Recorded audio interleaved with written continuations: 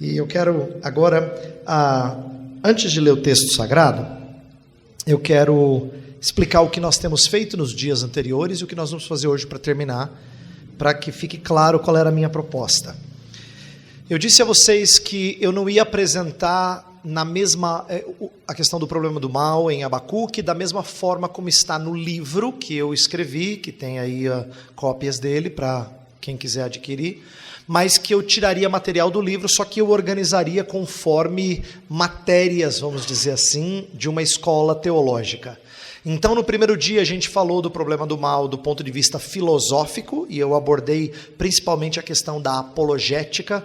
Apologética é como é que nós nos defendemos da acusação de quem é ateu, de quem é cético, que diz assim, o seu Deus não existe, porque esse Deus não pode ser bom e poderoso e tanto mal acontecer nos dias de hoje. Então essa foi a primeira noite. Ontem, segunda noite, nós falamos do mesmo problema, só que do ponto de vista da teologia sistemática. E a gente abordou principalmente a doutrina da providência de Deus, quando eu falei o que significa Deus ser soberano, ao mesmo tempo que nós sermos agentes secundários, né? Então eu mostrei um trecho da Confissão de Fé de Westminster que representa uma teologia de uma época que dizia assim, Deus é causa primária de todas as coisas, nós somos causa secundária. A gente viu isso ontem, em como é que Deus se torna controlador de tudo e ainda assim os homens são responsabilizados por seus atos, inclusive seus atos maus, né? E hoje a gente vai terminar abordando o mesmo problema do mal, só que agora do ponto de vista da teologia pastoral. Pensar em aconselhamento, tá? Imagine assim, você está encorajando cristãos que estão sofrendo. Então, quando a gente lida com essa questão do ponto de vista de pessoas atacando a nossa fé, aí a primeira noite a apologética ela funciona de uma forma, né? Quando você quer explicar a cristãos que estão confusos e a não deixar eles aceitarem teologias que não são sadias, a noite de ontem vale para isso. E a noite de hoje é mais pensando em como é que nós aconselhamos e orientamos pessoas que sofrem. No entanto, eu disse no começo que a minha intenção era trazer aplicações a cada dia. Não é verdade que só hoje que é prático. Eu tentei mostrar que ontem era prático e edificante e no primeiro dia também. Nós somos edificados através de diferentes ferramentas do estudo teológico, tá? Apologética, ontem a teologia sistemática, hoje a teologia pastoral, tudo isso é instrumento, é ferramenta que Deus coloca para que a gente seja edificado, ok? Então eu vou pedir para você abrir a sua Bíblia, nós vamos começar lendo, agora nós não vamos ler mais o capítulo 1 de Abacuque, como nós lemos as duas últimas noites, a gente vai ler o começo do 2 de 1 a 5, e depois o 3 inteiro, tá? Então eu vou ler, porque eu vou fazer referência a esses trechos principalmente, então o 2 de 1 a 5, e depois o 3 inteiro. Abacuque, capítulo 2, versos 1 a 5, a gente vai começar com esse texto.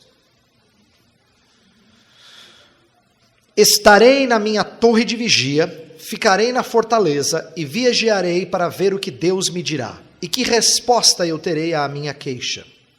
O Senhor me respondeu e disse, escreva a visão, torne-a bem legível sobre tábuas, para que possa ser lida até por quem passa correndo. Porque a visão ainda está para se cumprir o tempo determinado. Ela se apressa para o fim e não falhará. Mesmo que pareça demorar, espere, porque certamente virá, não tardará. Eis que a sua alma está orgulhosa, a sua alma não é reta nele, mas o justo viverá pela sua fé. Assim como o vinho é enganoso, também o arrogante não se contém. O seu apetite é como a sepultura, ele é como a morte que nunca se farta. Ele ajunta para si todas as nações e congrega todos os povos. Agora o capítulo 3. Oração do profeta Abacuque sob a forma de canto. Senhor, tenho ouvido a tua fama e me sinto alarmado. Aviva a tua obra, ó Senhor, no decorrer dos anos, e no decurso dos anos faze-a conhecida. Na tua ira, lembra-te da misericórdia. Deus vem de Temã, o santo vem do monte Parã, a sua glória cobre os céus, e a terra se enche do seu louvor. O seu resplendor é como a luz, e raios brilham da sua mão. O seu poder se esconde ali. Adiante dele vai a peste, e a pestilência segue os seus passos. Ele para e faz a terra tremer. olha e sacode as nações. Esmigalham-se os montes primitivos, as colinas antigas se abatem. Os caminhos de Deus são eternos. Veja as tendas de Cusã em aflição, os acampamentos da terra de Midian tremem. Acaso é contra os rios, Senhor, que estás irado? É contra os ribeiros a tua ira, ou contra o mar o teu furor, já que andas montado nos teus cavalos, nos teus carros de vitória? Preparas o teu arco, a tua aljava está cheia de flechas. Tu fendes a terra com rios. Os montes te veem e se contorcem. Torrentes de água passam. As profundezas do mar fazem ouvir a tua voz e levantam bem alto as suas mãos. O sol e a lua param nas suas moradas, ao resplandecer a luz das suas flechas sibilantes, ao fulgor do relâmpago da tua lança. Na tua indignação marchas pela terra, na tua ira pisas as nações. Tu sais para salvar o teu povo, para salvar o teu ungido. Feres o chefe da casa dos ímpios, deixando-o descoberto dos pés à cabeça. Traspassas a cabeça dos guerreiros do inimigo com as suas próprias lanças, os quais, como tempestade, avançam para me destruir. Alegram-se como se estivessem para devorar o pobre em segredo. Marchas com os teus cavalos pelo mar, pela massa de grandes águas. Ouvi isso, e o meu íntimo se comoveu. Os meus lábios tremeram ao ouvir a sua voz. A podridão entrou nos meus ossos, e os meus joelhos vacilaram. Pois em silêncio devo esperar o dia da angústia, que virá contra o povo que nos ataca. Ainda que a figueira não floresça, nem haja fruto na videira, ainda que a colheita da oliveira decepcione, e os campos não produzam mantimento, ainda que as ovelhas desapareçam do aprisco e nos currais não haja mais gado, mesmo assim eu me alegro no Senhor e exulto no Deus da minha salvação. O Senhor Deus é a minha fortaleza, Ele dá aos meus pés a ligeireza das corças e me faz andar nas minhas alturas. Ao mestre de canto para instrumentos de cordas. Bem, vamos lembrar um pouco daquilo que nós vimos sobre maneiras equivocadas de reagir ao sofrimento. Próximo slide, então, vai fazer a pergunta: como um cristão em sofrimento deve reagir? Primeiro eu quero relembrar algumas cosmovisões, algumas maneiras de olhar o mundo que são iludidas pela mentira. Olha só, não devemos negar a realidade de Deus. Na primeira noite a gente falou dos céticos, dos ateus, que são naturalistas, acham que tudo que existe é o mundo natural. Negar a realidade de Deus, obviamente, não é a reação apropriada, ela não satisfaz, ela não traz consolo, como a gente viu. Nem negar a realidade do mal. Eu dei exemplo das religiões orientais que falam que o mal é ilusório, você tem que transcender o mal. E eu ilustrei como é que isso é cruel para com as pessoas que sofrem. Primeiro que não mostra sensibilidade, depois é que desmerece o amor que elas têm. Por exemplo, eu falei imagine uma mãe perdendo um filho, e aí você chegar e dizer a ela que o sofrimento dela é ilusório, ela tem que superar isso. Isso é angustiante, além de desmerecer e desprezar o amor que ela tem pelo seu filho. Então, isso revela para nós como não é esse o caminho. Não podemos também atribuir todo o mal a Satanás. Ontem eu falei das cosmovisões dualistas, as teodiceias que dividem em Deus bom e Deus mau, né? Uma força do bem e uma força do mal. Não é assim que a gente deve entender, porque até Satanás é criatura e acaba trabalhando como servo debaixo dos propósitos de Deus. Eu também disse que não é apropriado nós negarmos algum atributo em Deus, como, por exemplo, eu ilustrei na teologia do teísmo aberto, né?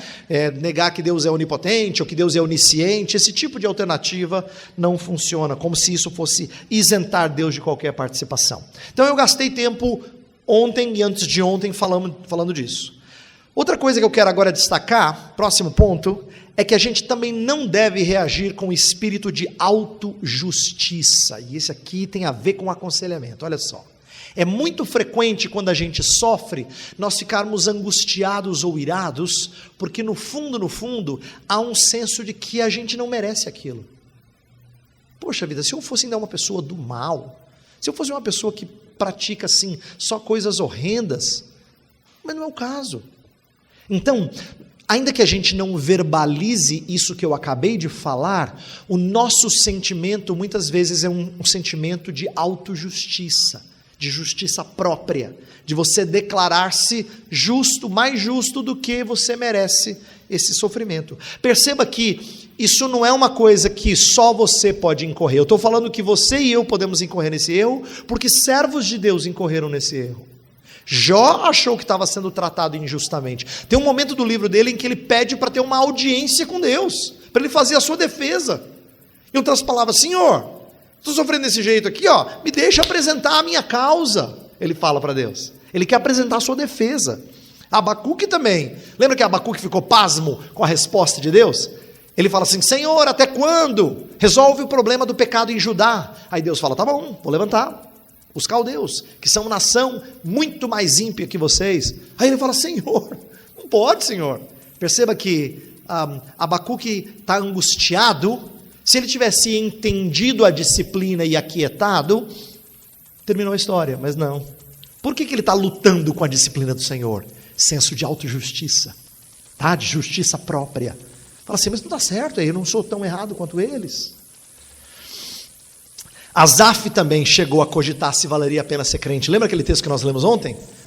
Quase me resvalaram os pés, porque eu invejava a prosperidade dos ímpios. Quase que eu tropecei, quase que eu deixei de ser crente. Quase. Por quê? Eu olhava para quem não era crente e eu via mais bênção na vida dele do que na minha.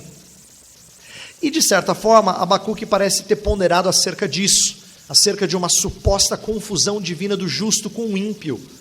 Porque parece que é isso que está por trás da ideia de que, Senhor, eu não sei se o Senhor entendeu aqui, nós somos o teu povo, Senhor. Se o Senhor tem que castigar é a Babilônia, não é, gente? Eu queria que o Senhor fizesse um avivamento assim. É isso que eu queria, não queria uma pancada. Eu queria uma bênção. E então, esse senso de autojustiça que eu estou destacando nesses servos, não é só deles, ele é nosso também.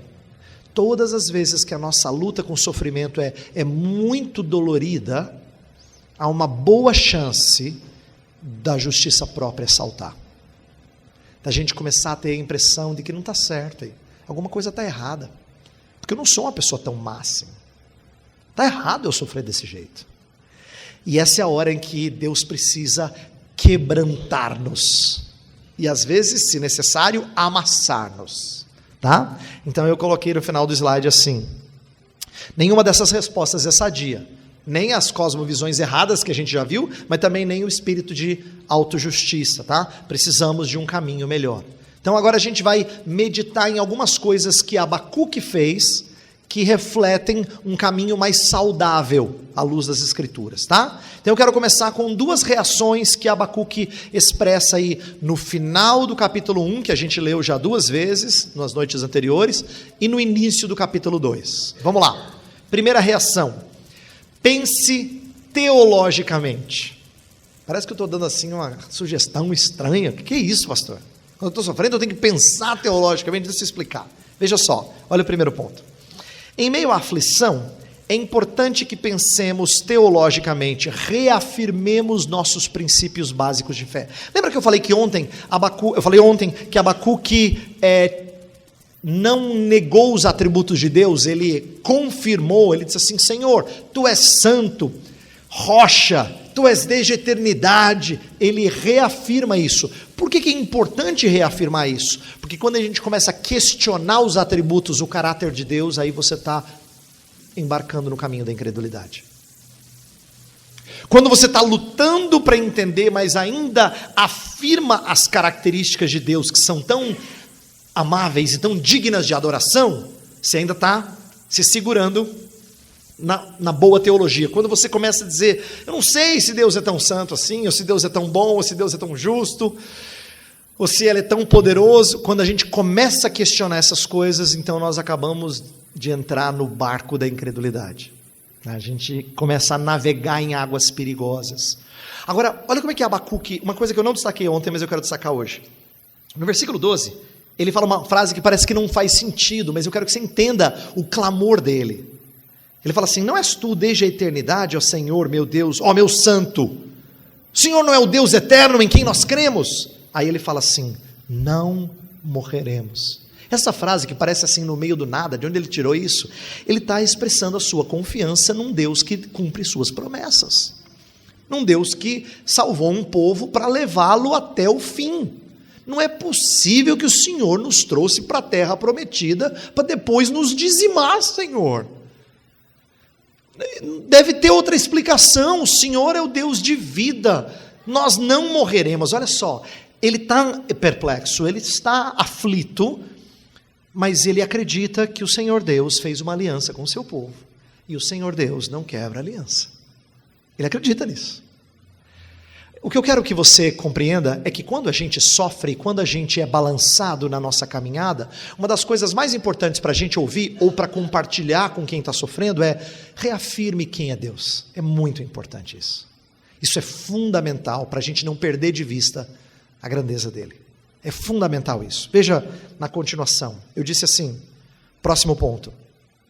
Fé não anula a razão. Tem gente que acha, não, eu vou confiar, mas se você confia e não sabe em quem você confia, sua fé é um grande esforço de pensamento positivo. E ímpio tem pensamento positivo. Tá? Não é isso que a gente está falando. Não é força da minha confiança, não é a força da sua confiança. Não se esqueça, mais vale pouca fé no grande Deus do que muita fé em um Deus fraco.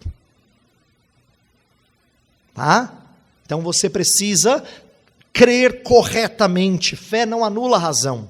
Teologia sã promove uma prática sã. Eu digo isso porque, infelizmente, alguns de nós aprenderam e continuam ouvindo que assim, teologia, gente, teologia é bom, tal, mas assim, pode confundir muito a nossa cabeça. A gente tem que ter assim, compromisso, entendeu? Pastor, pregando bem esse pastor. Não, tá falando caca. Desculpa a expressão. Está falando bobagem.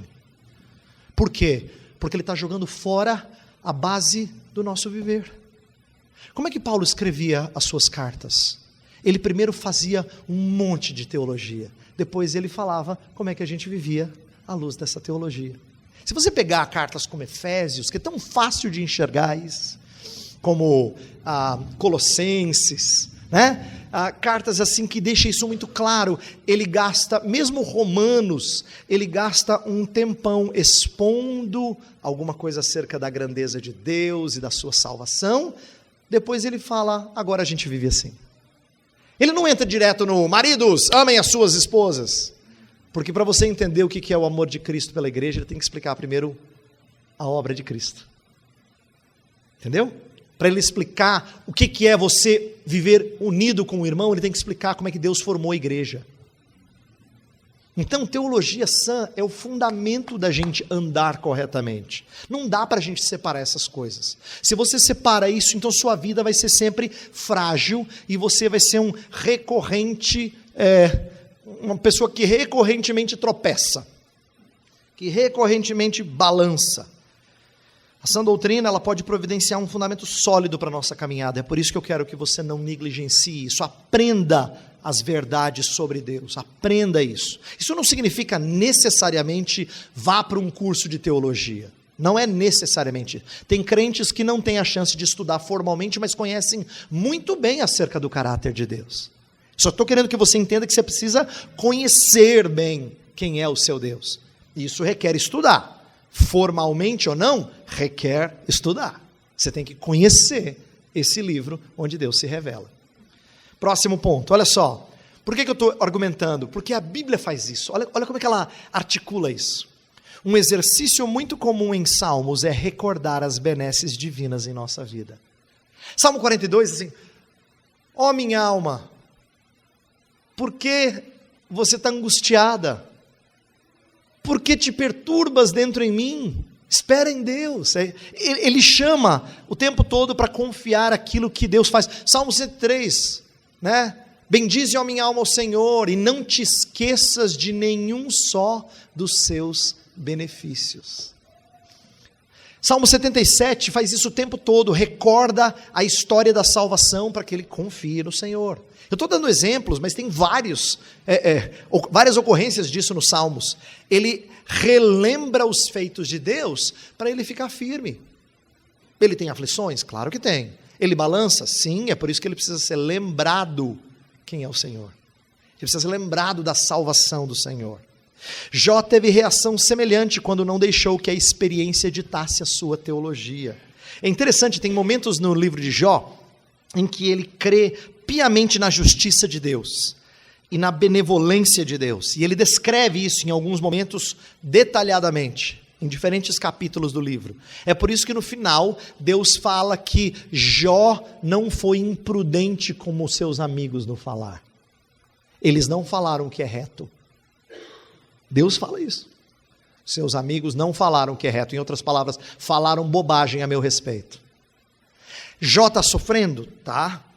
E ele luta e às vezes fala coisas que não deve. Mas ele não falou só coisas indevidas.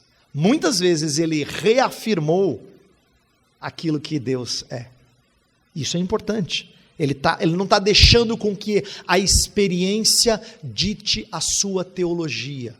E presta atenção, isso acontece muito quando a gente passa por experiências amargas. Vou dar um exemplo muito comum.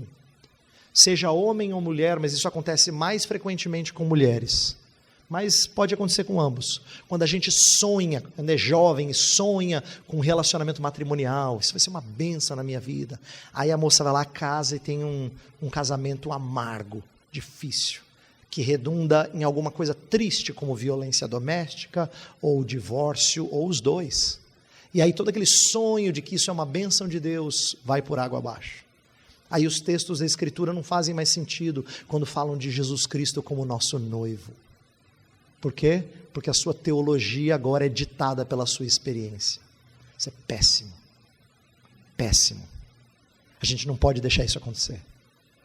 Eu não posso julgar o Pai Celeste baseado nas fraquezas do meu Pai. E você também não deve fazê-lo. É o contrário. Você deve entender que o seu Pai Celeste é a esperança de filiação que nunca será satisfeita plenamente com o seu Pai terreno. E mesma coisa num casamento. A gente precisa aprender a fazer com que a teologia dite nosso caminhar, não o contrário. Não a nossa experiência ditar a nossa teologia. Segunda coisa, segunda reação, espere no Senhor. Veja só, quando eu falo de usar a mente, de pensar teologicamente, não quero dizer que a gente deva conciliar os fatos com a sabedoria humana.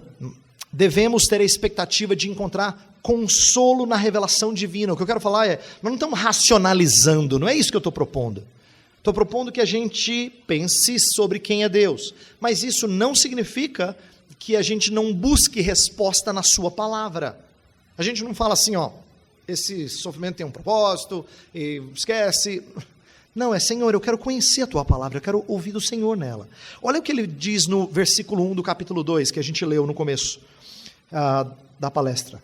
Estarei na minha torre de vigia, ficarei na fortaleza, e vigiarei para ver o que Deus me dirá, e que resposta eu terei à minha queixa. Está vendo? Ele está esperando ouvir o Senhor falar. Seria a mesma coisa que você dissesse assim, eu quero ler a tua palavra, Senhor, eu preciso encontrar a resposta tua nela. Eu vou comer esse livro. Tá certo? Coma esse livro. Coma esperando que o Senhor fale contigo. Tá? É assim que a gente espera no Senhor. Veja só, próximo ponto. Esperar em Deus significa aguardar uma resposta. Na Bíblia, esse esperar frequentemente vem acompanhado da expressão em silêncio. Ó minha alma, espera em silêncio, espera silenciosa. O que é isso? Isso não é deixar de orar. Salmo 39 é um exemplo disso. Ele fala o tempo todo, cerrei a minha boca, não falei com os ímpios, tal. Mas aí ele se volta para o Senhor e fala assim, Senhor, ouve a minha oração. Não é deixar de orar, mas é deixar de esbravejar contra Deus. Tá? Por isso que ele fala assim, no Salmo 62, que é tão lindo. Ó minha alma, espera silenciosa no Senhor. Esperar silenciosamente, então, é orar continuamente, mas sem esbravejar com Ele. Esse descanso nós precisamos aprender a ter. Esperar no Senhor significa que nós reafirmamos os cuidados dele para com o seu povo, e mesmo que a gente não compreenda porquê de algumas das dores que a gente experimenta, a gente espera no Senhor. Veja o próximo ponto. Eu coloquei assim, na prática, isso aqui é só uma aplicação. Penso que frequentemente Deus nos presenteia com algo que desejamos, quando paramos de desejar aquilo freneticamente. É interessante isso. Às vezes você quer uma coisa tanto justa, não é errada. Não estou falando de querer riquezas, não é? Às vezes você precisa de alguma, você deseja tanto e aquilo assim te destrói por dentro, não é? Enquanto você não tem, aquilo te consome por dentro. Quando você fala assim, Senhor, o Senhor sabe o desejo do meu coração. Está aqui. Aí você descansa, aí Deus fala assim, tá bom, então está aqui. Senhor, porque antes eu estava clamando, Senhor. Mas que antes o seu coração estava desesperado, não é? Parece que isso era a razão da sua vida. Quando você descansou e lembrou que você consegue viver sem isso que você tanto queria, aí o Senhor bondosamente fala, então tá bom, agora eu vou te dar. Agora que você entendeu, eu vou te dar. Interessante isso. Mas antes, a gente acha que a gente não consegue viver sem, entendeu? Eu não consigo viver sem isso. Por isso que isso ocupa o nosso coração e nos contamina a alma. A gente acha que não consegue sobreviver. Eu coloquei assim no final desse slide. Insistência na oração não é a mesma coisa que estar ansioso. Então esperar em silêncio, esperar no Senhor, não é deixar de orar. Lembra? Deus honra a insistência na oração. Jesus ensinou sobre isso. Tá? Deus honra isso. Ele quer que nós nos acheguemos a Ele, porque orar não é um momento em que Deus espera para agir. A sua oração não é assim, ó, Deus até queria abençoar, mas você não orou, aí ele ficou lá esperando, porque ninguém orou. Não é isso. Você pensa isso de oração, sua teologia de oração é ruim. Oração é o momento em que eu digo para ele, Senhor, eu preciso de Ti. Como eu preciso de Ti. Né? Eu acho lindo os momentos em que as pessoas corriam para Jesus para ser curados. Aquilo lá são atos de oração, de súplica. Né? Filho de Davi, tem misericórdia de mim. Aí, Jesus Cristo falava assim, quero, fica limpo, curá-lo. São expressões de súplica, de dependência. Deus gosta disso, Deus quer isso, porque quando você faz isso, você está no seu devido lugar. Você entesourou o Senhor como a sua porção. Ele agora é a sua porção. Então, insistência na oração não é a mesma coisa que estar ansioso. Nós temos que aprender a orar continuamente, mas o que nós desejamos e o livramento de nossas angústias não pode nos consumir de forma desesperadora. Tá? Então, esses são os dois primeiros pontos. Mas, eu tenho no próximo slide o seguinte, não pense que essas duas coisas estão separadas. Eu acho que a gente deve pensar nelas conjuntamente. Olha só. Pensar e esperar não são dois passos sequenciais. Você não fala assim, primeiro teologia, depois esperar no Senhor. Não é assim. Tratam-se de ações que devem ser praticadas conjuntamente. É à medida que a gente reflete sobre o Senhor, que nossa alma descansa, a gente espera nele e aprende mais dele. Fala assim, uau, como Deus é fiel.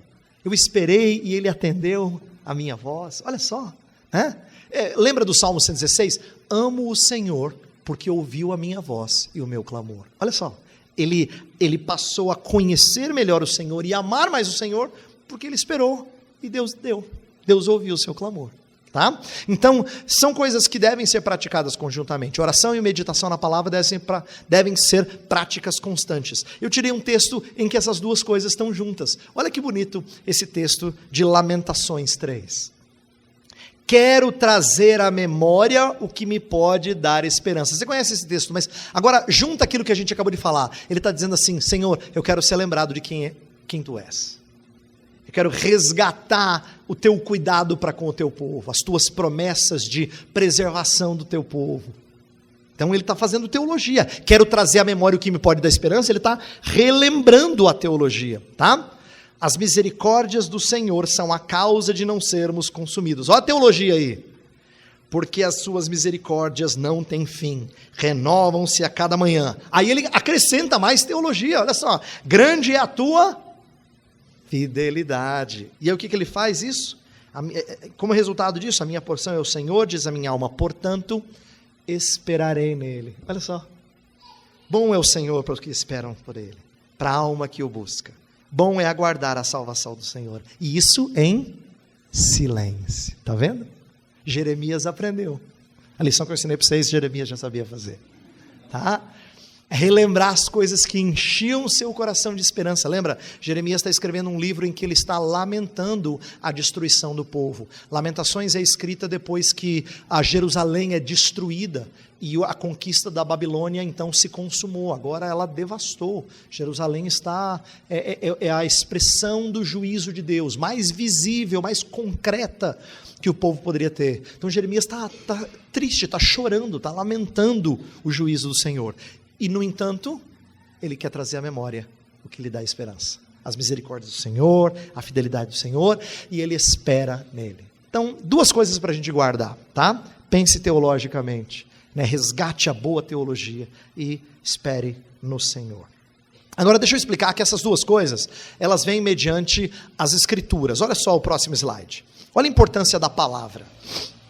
Deus pede que Abacuque registre em tábuas a revelação. Está lá no versículo 2, do capítulo 2. O Senhor me respondeu e disse: escreva a visão, torne-a bem legível sobre tábuas, para que possa ser lida até por quem passa correndo. A ideia de registrar em tábuas é sinônimo de algo que permanece, que é preservado. Escreve em tábuas. Assim como gravar os 10 mandamentos em tábuas de pedra, era para dizer, é uma coisa para durar, é perene, tá? A mesma coisa com a escritura. A palavra escrita, ao invés da tradição oral, aponta para algo seguro. Não é interessante que Deus não deixou a tradição oral para a gente, né? Senão dava telefone sem fio. Mas ele deixou alguma coisa escrita. Você não ouviu do outro que ouviu, do outro que ouviu, do outro que ouviu, do outro que ouviu, até chegar em Abacuque. Não, você recebe direto de Abacuque. O registro desse livro é algo seguro. Então, o registro das Escrituras é o lembrete às gerações futuras de que as promessas de Deus não falham. Tem um filme, se você não assistiu, quero te encorajar a assistir. Terra Selvagem é a história de missionários que trabalharam na América do Sul, entre os índios Waodani. E dentre eles tinha o famoso John Eliot, que morreu com esses índios que eram tão violentos. E a história é mais ou menos assim: os homens, os missionários morrem, e as esposas ousadamente ficam nas aldeias, na expectativa de que o trabalho delas seja frutífero ali. E depois de muitos anos e muito trabalho, começam a ter os primeiros frutos. Tem um determinado momento da história do filme em que o primeiro convertido dos Waodani tenta testemunhar para os seus colegas. Todo mundo está zombando dele, porque agora ele está do lado dos missionários. E aí ele se vira e fala assim: olha, eles vieram falar de um Deus de amor que deu o seu próprio filho. E ele contou essa história deixando marcas. O que ele estava falando? Os Waodani não tinham escrita, mas eles tinham marcas nas árvores, quando eles queriam registrar alguma coisa importante. Ele conseguiu achar o único ponto da cultura dele, para fazer a ponte, a contextualização, para falar assim: Deus deixou escritura. Deus deixou marcas. Nessa hora eu estava assistindo o filme, meu olho é cheio de lágrimas. Eu falei: uau, que coisa linda, é isso mesmo. A sabedoria que Deus deu para aquele índio. Esse Deus deixou marcas. Ele deixou marcas para serem lidas, para serem conhecidas, para serem a fonte do nosso consolo. Então, até quem não tem escrita pode entender a importância das Escrituras, que foi o caso daqueles índios, né? Ela é a fonte do nosso consolo. Então, a gente precisa aprender a se voltar para ela, a ter nela o nosso descanso. Agora, o que Deus disse para Abacuque que foi tão confortador? Próximo slide vai nos ajudar. Vai falar sobre a importância de ter nossos olhos naquele que não se vê. Olha só, a visão de Abacuque 2, 4 e 5 faz um contraste entre o justo e o soberbo. Lá fala assim que o soberbo, ele é que nem alguém embriagado, que parece que não tem o suficiente, continua tomando o vinho que o embriaga. Ou como a morte, que não se sacia e continua trazendo pessoas para a morte. Então ele usa ilustrações para dizer que o soberbo, ele não se satisfaz, ele quer mais. Mas o justo viverá por sua fé. Esse é um texto famoso, citado por Paulo, citado pelo autor aos Hebreus. Então, no Novo Testamento, esse texto de Abacuque se torna o mais famoso de Abacuque. Embora a gente se lembre do ainda que a figueira não floresça, nem a vide, o texto mais trabalhado no Novo Testamento de Abacuque é esse verso. Abacuque 2,4, o justo viverá por sua fé. Tá? O que isso significa? Vamos tentar pensar um pouquinho sobre isso. Ele não está falando do justo como sendo aquele que não tem falhas. Não é isso que ele está falando. O justo não é aquele que não tem erros, que não tem falhas, tá? Pelo contrário, Abacuque estava falando do povo de Deus que estava num período horrível da sua história. Ele não começa a história dele dizendo, Senhor, tem violência no povo, existe muita impiedade, as leis são torcidas, os juízes agem de maneira errônea. Tem algum paralelo? Abacuque está lendo as notícias de hoje, não é? Ele está frustrado com a impiedade do seu país, ele está frustrado. Então, atenção, ali o povo de Judá é um povo que não é correto, mas ainda é o povo de Deus. Então o que Abacuque está dizendo?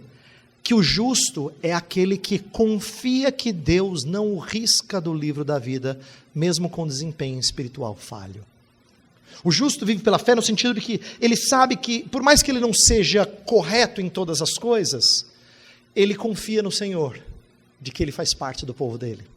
Mesmo quando ele não vai muito bem, mesmo quando a sua semana não foi exemplo de espiritualidade, ele descansa de que é o Senhor quem garante a promessa dele, não é o seu desempenho, não é quão bem ele foi, mas é o Senhor e a sua fidelidade. É isso que faz do justo, justo.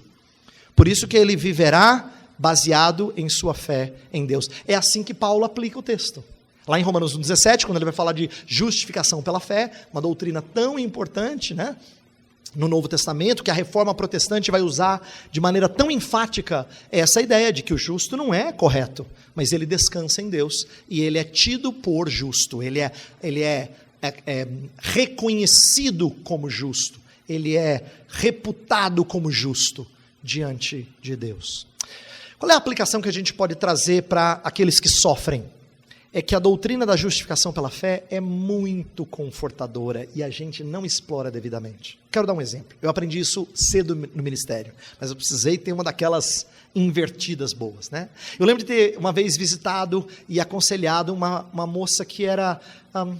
ela estava vindo na igreja, eu não sei se ela já tinha entendido totalmente o evangelho, mas ela veio de um contexto islâmico. Tá? Ela veio de uma família islâmica. Ela era descendente dessa tradição islâmica. Então, assim, ela tinha ainda muitas angústias, porque alguns tropeços dela no passado e coisas que ela havia feito em relação à família, tinham desonrado a família, e a família acusava ela. E agora que ela estava indo em igreja de crente, ela estava cometendo algum pecado terrível, além dos que ela já tinha antes, né? Estava deserdando os pais e a sua fé. E eu lembro da angústia dela, porque ao mesmo tempo que ela não queria voltar para o islamismo, ela dizia, mas eu realmente tenho ficha suja. Naquele dia que eu percebi como é confortador a gente ser lembrado de que Deus não nos julga baseados em nosso desempenho, mas baseado no desempenho de Jesus Cristo. Como é confortador isso. Pensar que Deus não olha para você e fala, coisa ruim, hein? Porcariazinha de crente que você é, hein? Deus não faz assim.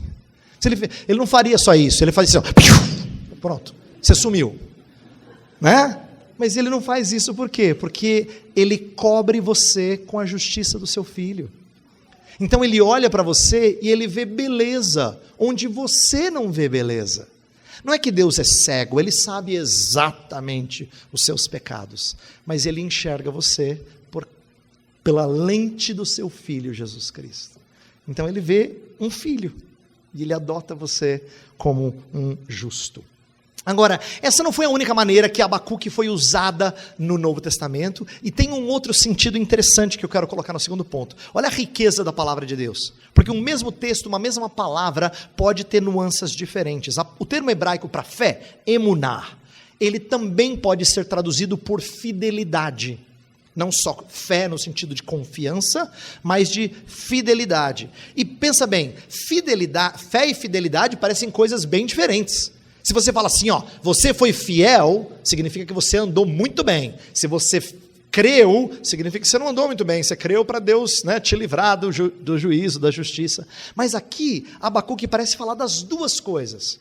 Ao mesmo tempo que o povo não é perfeito e precisa crer na bondade e nas misericórdias do Senhor, ao mesmo tempo eles precisam perseverar, fidelidade aqui então significa perseverar, aguardando a consumação dos planos divinos.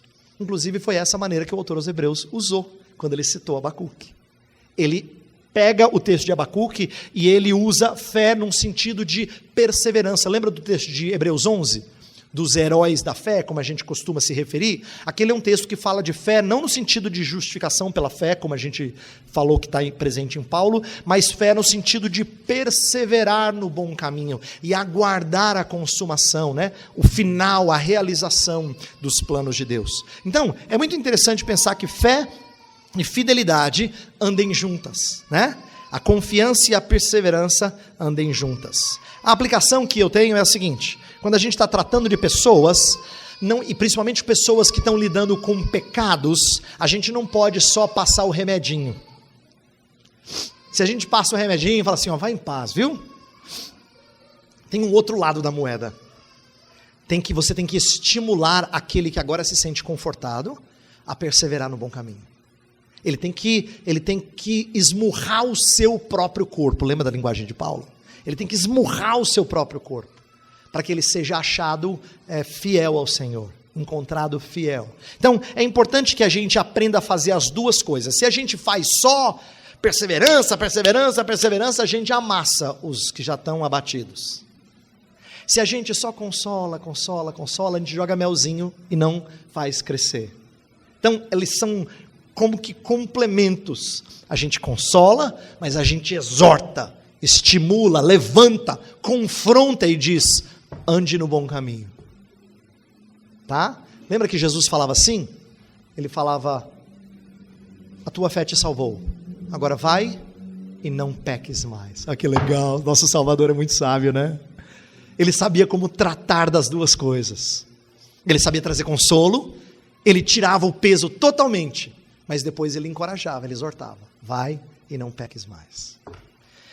Então a gente precisa fazer as duas coisas quando a gente aconselha pessoas. Deixa eu continuar caminhando aqui.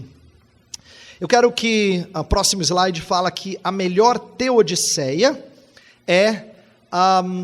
lembra, eu falei do termo teodiceia, para quem não estava aqui ontem, deixa eu relembrar. Teodiceia é um termo técnico que significa uma apresentação, uma justificativa de Deus em relação à presença do mal no mundo. Alguma coisa que explique ou defenda por que é justo, lícito e correto crer no Deus que nós cremos e ainda assim, mesmo tendo mal neste mundo. Então, é isso que significa teodiceia, é uma discussão que justifica Deus, por assim dizer. Então, eu coloquei aqui, o entendimento da história como cíclica não traz expectativa de melhora. Né? Quando as pessoas entendem que a história simplesmente se repete, é desesperador. Por quê? Se ela se repete, significa que a Segunda Guerra vai acontecer de novo. Só vai ser chamada terceira. Então espere. Não é angustiante?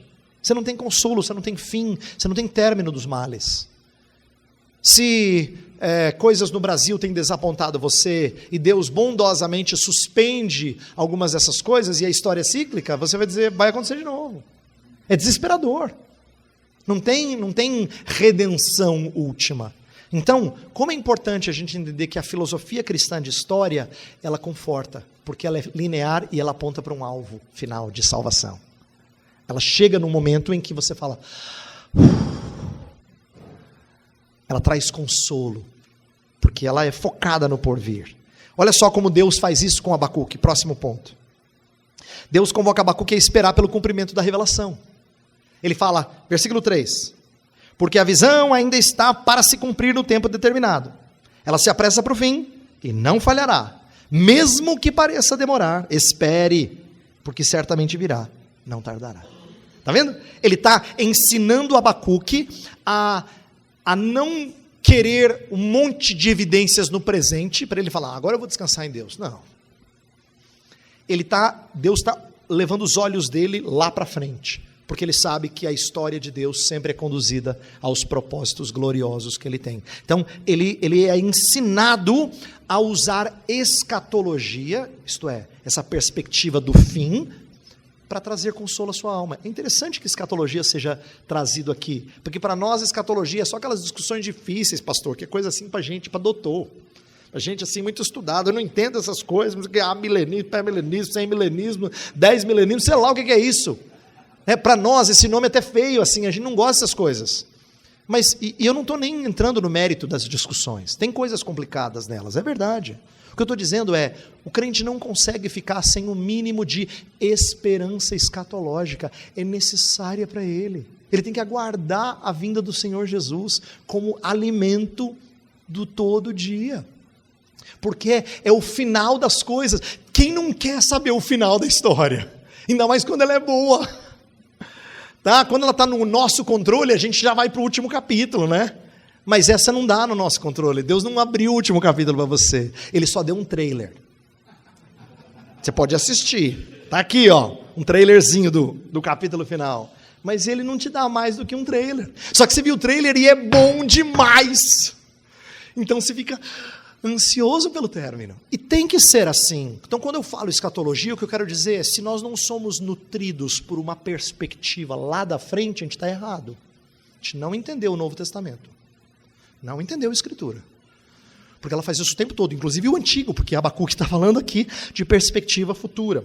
Inclusive, olha uma coisa importante para a gente aprender com Abacuque. Próximo ponto, olha só. Ele dá um vislumbre do seu domínio. Lembra aquele texto que eu citei? O Senhor está no seu santo templo, cale-se diante dele toda a terra. A ideia de que ele está dominando sobre tudo, não é? Quando ele anuncia o que há de acontecer com os babilônicos. O trecho que eu não li, dos versos 6 até o 20, é Deus falando que ele vai trazer juízo sobre os babilônicos. Então, no final, ele diz, eu estou no controle. O Senhor está no santo templo. Então, ele dá um vislumbre do seu domínio, mas isso é só uma amostra da glória por vir. Verso 14 é famoso, porque ele usa uma expressão que a gente já ouviu várias vezes. Da glória do Senhor cobrir a terra, como as águas cobrem o mar. A ideia é de que você não vê o outro lado de tanta glória. Isso é o que está por vir. Ele só deu um vislumbre disso. Deus só deu um vislumbre. Promessas bíblicas de redenção frequentemente têm múltiplos cumprimentos. Deixa eu explicar isso, que isso aqui é teologia para o nosso conforto. Quando a gente estuda teologia bíblica, que é um outro trecho da teologia, a gente aprende que quando Deus faz promessas no Antigo Testamento, imagine os profetas falando do porvir da redenção. Os profetas não pintavam a redenção senão bidimensionalmente. Deixa eu explicar isso. Quando os profetas falavam das coisas do porvir, eles pintavam que nem aqueles desenhos egípcios. Sabe desenho egípcio que os personagens são todos assim, ó? Não é? Não tem profundidade. Você entende o que eu quero dizer, né? Não tem profundidade. Todo mundo está no mesmo plano. Mãozinho, pezinho, né? Está tudo assim, tudo no mesmo plano. As profecias do Antigo Testamento, elas pintam um monte de coisa, tudo no mesmo plano. Por isso que os discípulos achavam que Jesus ia vir e tudo ia acabar. Aí o que Jesus Cristo faz quando ele vem a primeira vez? Ele acrescenta profundidade a essa pintura. Tem coisas que vão se realizar só na sua segunda vinda. Ele acrescenta profundidade. Isso a gente chama de perspectiva profética. Quando eles olham daqui, parece que está tudo no mesmo plano. Mas quando você chega mais perto, você tem senso de profundidade. Isso acontece com as promessas de Abacuque. Por exemplo, Deus prometeu que julgaria a Babilônia, que traria juízo sobre o soberbo e que faria a sua glória espalhar pela terra como as águas cobrem o mar. Ele fez isso numa medida pequena quando libertou o povo da Babilônia. Mas isso é só um vislumbre de glória maior. Então, é como se a promessa de Deus a Abacuque ainda estivesse por vir. Na sua plenitude, ela ainda está por vir. Ela já se cumpriu lá, mas ela pode ter múltiplos cumprimentos, é isso que eu quero dizer. Ela aponta para realidades mais sublimes lá na frente. Então, isso é para você entender que quando você lê um texto como esse, não é assim, que interessante, né? Foi para Abacuque, muito bom, deve ter sido ótimo. Não tem nada a ver comigo, mas quem disse que não tem a ver com você? Você tem que aprender a olhar a Escritura, como eu falei, agora com esse senso de profundidade. Por isso que esse texto fala com você também. Porque a libertação lá foi de uma natureza, mas você também aguarda a libertação. Você também espera a libertação. Você também quer alívio dessa sociedade má e incrédula e tão contrária ao Senhor. Você também aguarda isso. Você também aguarda que Deus venha tratar do soberbo e recolha os justos para si. Você também aguarda isso. Então a palavra de Abacuque é para você também, tá? Por isso que eu coloquei no finalzinho do slide o seguinte: a teodiceia definitiva é escatológica. É só quando a gente tem boa perspectiva das coisas do porvir, que a gente diz, lá sim, as coisas todas vão ficar claras. Lá eu vou entender essas coisas. E eu quero terminar então agora com o último slide, que é quando a gente aprende então a crer, a confiar, como se a gente estivesse trazendo um pouquinho do futuro para o presente. Isso que fé faz, é a certeza de coisas que se esperam. Entendeu? É como se você estivesse trazendo para cá e tendo um gostinho, uma entrada do grande banquete por vir. Tá? Sabe quando você experimenta um pouquinho, alguém dá para você experimentar, você fala, que delícia, a barriga está assim ronca. Calma, o jantar vem ainda. Foi só uma entradinha. Você fala, uau, se essa foi a entrada, quero saber o prato principal. Fé faz isso, ela traz como se fosse de lá para cá, para que a gente tenha um antegosto. E o capítulo 3 é isso. O capítulo 3, eu li com vocês, eu não vou conseguir explorar tudo, óbvio, eu vou só dar alguns apontamentos aqui. Ele é Abacuque finalmente dizendo assim, Senhor, eu me curvo diante de Ti. Mas não sem temor, veja só. Olha o que acontece no capítulo 3, vamos lá, primeiro ponto. Próximo ponto aí. Devemos desejar misericórdia e renovação. O que eu quero dizer com isso? Não basta a gente pedir que o Senhor apenas perdoe os nossos pecados. Assim como não basta a gente pedir que o Senhor nos faça mais santos. A gente precisa das duas coisas. Se confessarmos os nossos pecados, Ele é fiel e justo para nos perdoar os pecados e nos purificar de toda injustiça. As duas coisas. Quem só fala de santidade, santificação fica legalista. Não tem se deleitado na misericórdia do Senhor. Quem só fala da misericórdia, da graça e não encoraja a santificação, fica um libertino. A gente precisa das duas coisas. A gente precisa de misericórdia e renovação. E é isso que ele pede. Olha o versículo 2, que lindo esse verso. Senhor, tenho ouvido a tua fama e me sinto alarmado. Aviva a tua obra, ó Senhor. Ele está pedindo renovação, santificação. Está vendo o desejo dele? De que Deus avive o seu povo. Aviva a tua obra, ó Senhor, no decorrer dos anos. E no decorrer dos anos, faze-a conhecida. E na tua ira, Senhor, bate leve, tá? É isso que ele está pedindo. Na tua ira, lembra-te da misericórdia. Tem piedade da gente. Então, a gente precisa das duas coisas, misericórdia e renovação. E nós precisamos também, olha o próximo ponto, de uma visão de Deus. Isso aqui é importante eu te explicar porque não está tão óbvio no texto. A maioria dos estudiosos vai dizer que a descrição dos versos 3 a 15 parecem ser um Abacuque descrevendo uma possível visão que ele teve de Deus. Talvez até uma teofania, a gente fala em teologia, que é uma aparição de Deus. Eu acho que é mais possível que tenha sido uma visão, mas de qualquer forma, entenda por quê. Porque ele começa a descrever Deus como um guerreiro. Ele fala assim que Deus passa pelos montes, aqueles montes antigos, eles se curvam de medo. Deus pisa nos rios, eles estremecem. Pisa nos mares, eles ficam revoltados. Olha a grandeza do Senhor. Ele está descrevendo Deus assim como tão grande, que quando Deus pega a sua flecha, o sol e a lua param. Tamanha a grandeza do Senhor. Ele descreve de forma poética, e talvez ele tenha tido uma visão sobre essas coisas, em que Deus se mostra tão grande, que ele fica impactado. Perceba porque é importante uma visão de Deus.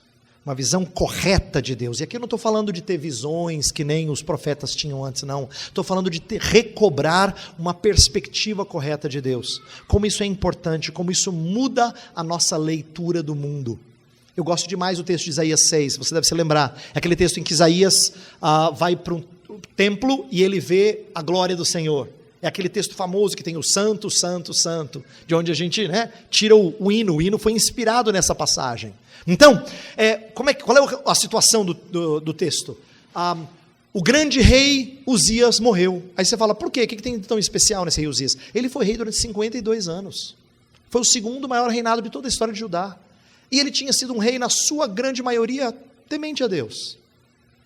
Ele foi um rei que viveu, ele pegou assim, ele foi rei do vô, da mãe, da filha, entendeu? 52 anos, cara, todo mundo gostava desse rei, e ele morreu, no ano da morte do rei Uzias. Eu vi o Senhor assentado num alto e sublime trono. O que Deus está mostrando para ele? Que quando o rei morreu, o rei não morreu. O rei continua governando.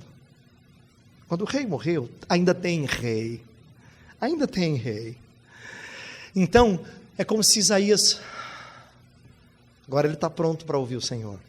Deus está mudando a perspectiva dele e dando uma nova leitura do ministério profético dele. Tá? E eu quero que você entenda que isso acontece em outros momentos da história bíblica. Lembra que eu falei que Jó, no começo, na primeira palestra eu falei assim, por que a gente vai estudar Abacuque? Em parte porque Abacuque tem respostas, Jó só tem perguntas. É interessante isso. De 38 a 41, Deus fala, quem fez isso? Quem fez aquilo? Você estava lá? Você me viu fazer? Tá. E só humilha Jó, pergunta após pergunta após pergunta. Aí depois que Deus termina o discurso, o que ele fala? Eu te conhecia, te ouvi falar, hoje os meus olhos te veem. E ele não pula de alegria, não, eu me arrependo no pó e na cinza. Esse era o crente Jó. Ele não celebrou a presença de Deus, ele se quebrantou diante de Deus. A grandeza de Deus era tão estupenda, que ele falou assim, Senhor, eu não te conhecia direito, eu me arrependo das coisas que eu falei. Percebe como isso muda inclusive nossa adoração, nossa percepção de como é que nós nos relacionamos com Deus. Mesma coisa com Asaf. O Salmo 73 é tão bonito, né? Ele fala que ele está com problema, não é possível, Deus. Os ímpios sempre prosperam, só dá certo. Parece que o boi deles fica gordo, meu, continua magro. Ele reclama que tem doença na família minha e não tem da deles. Ele reclama de um monte de coisa assim. Aí ele fala assim, eu estava assim, até que eu entrei no santuário e atinei com o fim deles. Aí ele fala o que o Senhor faz com os homens que não lhe temem. Aí ele falou, Senhor, mudei meu discurso, fechei essa boca murmuradora aqui, essa língua venenosa que eu tenho. Percebe como uma visão correta de Deus corrige nossa postura, corrige nossos pecados, nossa fraqueza. Como é importante a gente ter uma perspectiva correta de Deus. Por isso que eu falei da importância da gente conhecer o Senhor. Crer corretamente, uma sã doutrina alimenta para que a gente não tenha conclusões erradas. E eu termino com o seguinte, último ponto. Como é que a gente tem que responder? E qual é o finalzinho da história de Abacuque? Ele responde com duas coisas, com temor e fé. Quem conhece um pouco de literatura sabe que tem um livro, um comentário da PES, escrito pelo famoso Martin Lloyd-Jones, um pregador do século XX, em que o título é Do Temor à Fé. Embora seja um livrinho fantástico, foi o primeiro que eu li de Abacuque, eu quero fazer uma leve correção e dizer que é ao temor e à fé. Mas não é um temor de quem se afasta de Deus, é um temor de quem está estupefato diante de Deus, está de boca aberta. Olha o verso 16. Verso 16 do capítulo 3. Ouvi isso, quer dizer, aquela visão que ele teve, aquela visão gloriosa do Deus guerreiro, que não perde as batalhas, que pisa nas nações inimigas. Ouvi isso e o meu íntimo se comoveu. Os meus lábios tremeram ao ouvir a sua voz. A podridão entrou nos meus ossos e meus joelhos vacilaram. Está vendo? Diante de Deus ele fica boquiaberto, os joelhos tremem, ele acha que ele não vai conseguir ficar em pé, que ele vai cair, os seus lábios tremem, aqui dentro parece que tem alguma coisa que está mexendo com ele, porque a grandeza e a glória e a santidade do Senhor são tamanhas, que ele não sabe se ele vai ser engolido naquela hora, ou ele vai ser protegido por essa grandeza de Deus. Mas é claro que o temor do Senhor não significa que a gente corre de medo dele, significa que a gente se surpreende com ele, e a gente se aproxima dele. Por isso que eu digo que é temor e fé.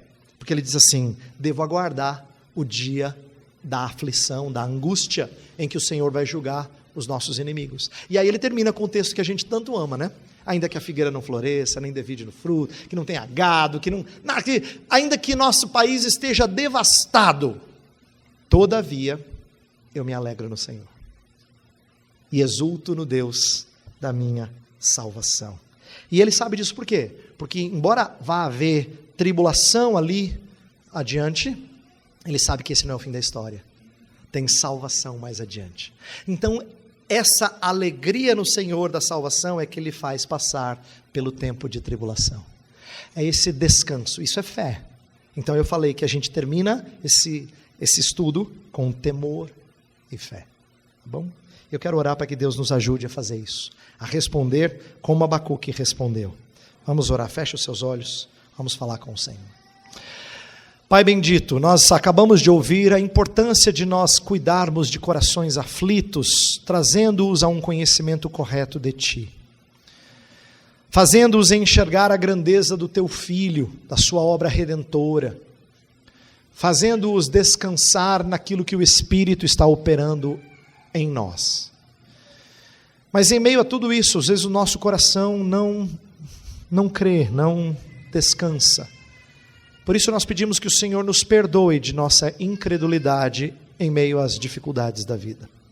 Primeiro, que o Senhor nos perdoe. Nós nos arrependemos de sermos tão céticos, tão incrédulos e termos tanta ansiedade e falta de confiança em Ti. Perdoa-nos, Senhor. E queremos que isso não volte a acontecer. Pedimos que o Senhor nos dê a alegria de descansar na Tua providência. Senhor, nos ensine a olhar para a Tua provisão e a entender que ela é boa e que ela não tarda e não falha. Ela vem no tempo devido. Ensina o Teu povo a caminhar no deserto nesta vida, quando necessário, sabendo que terra prometida lhes aguarda.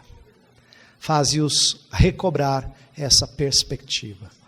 E ensina-nos, Senhor, a encorajar irmãos abatidos, não dizendo para eles que tudo vai dar certo aqui, mas fazendo seus olhos descansar na salvação certa do porvir, fazendo-os descansar nas coisas que o Senhor tem reservado para nós.